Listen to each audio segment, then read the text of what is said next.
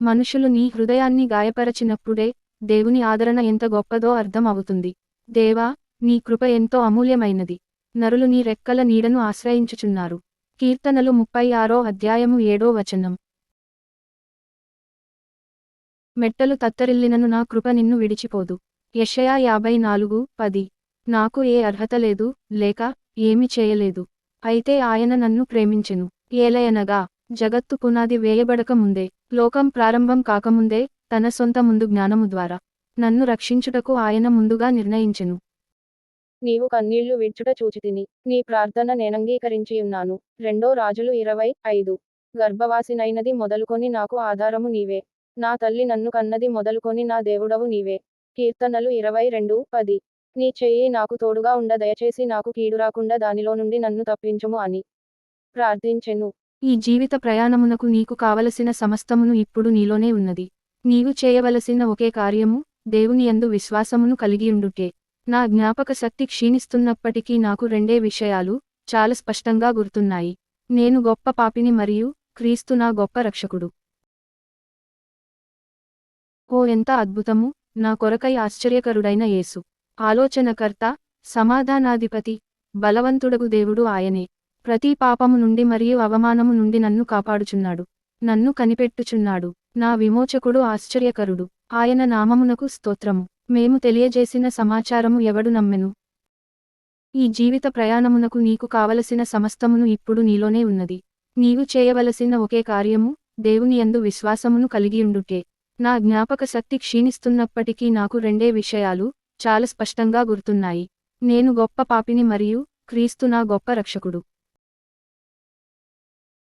దేవా, లోకాశలన్నిటినీ, క్రీడలన్నిటినీ, లోక అలంకారములన్నిటినీ మా నుండి తీసివేసి, నశించిన వారి పట్ల నా హృదయములో భారమును ఉంచమనియే నా ప్రార్థనయై ఉన్నది. మీకు సమయమున్నప్పుడే, అవకాశమున్నప్పుడే దేవునితో మిమ్ములను మీరు చక్కదిద్దుకోండి. ఇప్పుడే మీరు దేవుని యందు చక్కదిద్దుకోండి. ఓ, ఈ ప్రపంచపు వ్యర్థమైన సంపదలను ఆశించవద్దు, అవి చాలా వేగంగా క్షీణించును.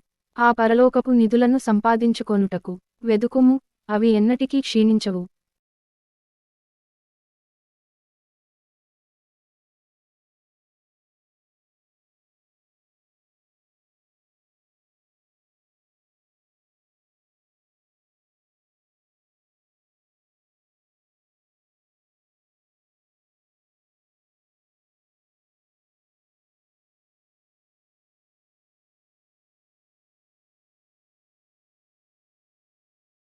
నువ్వు ఇప్పుడు చూసేది గాయము, కానీ త్వరలో చూడబోయేది స్వస్థత.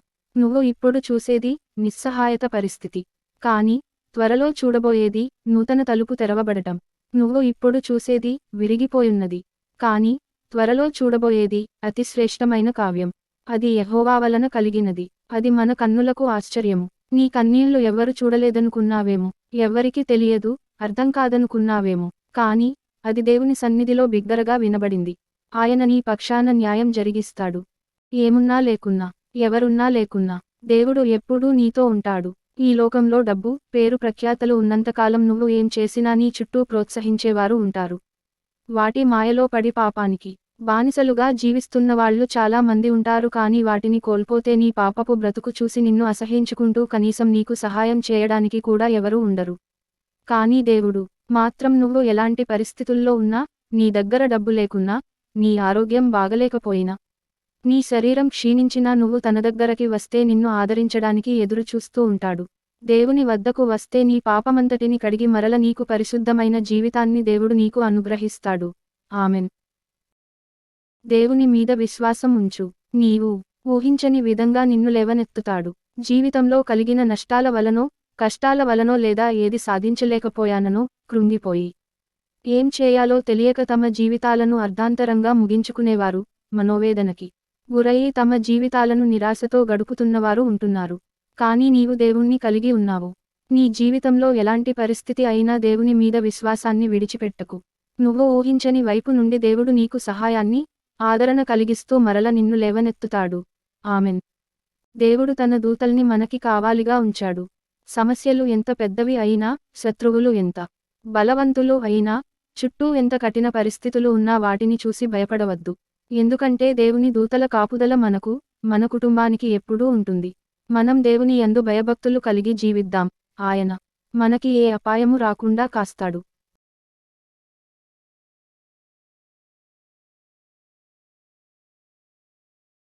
నా దుఃఖములో ఓదార్పువై, నా శ్రమలో నా సహాయకుడవై, నా ఒంటరితనంలో నేను నీతోనే ఉన్నాను అని వాగ్దానం చేసిన దేవా, యేసయ్యా, నీ ప్రేమ గొప్పతనం గురించి తెలుసుకున్నాను. నీ ప్రేమను విడిచిపెట్టి ఈ లోక ప్రేమల కోసం ఎప్పుడూ పరుగులు తీయను.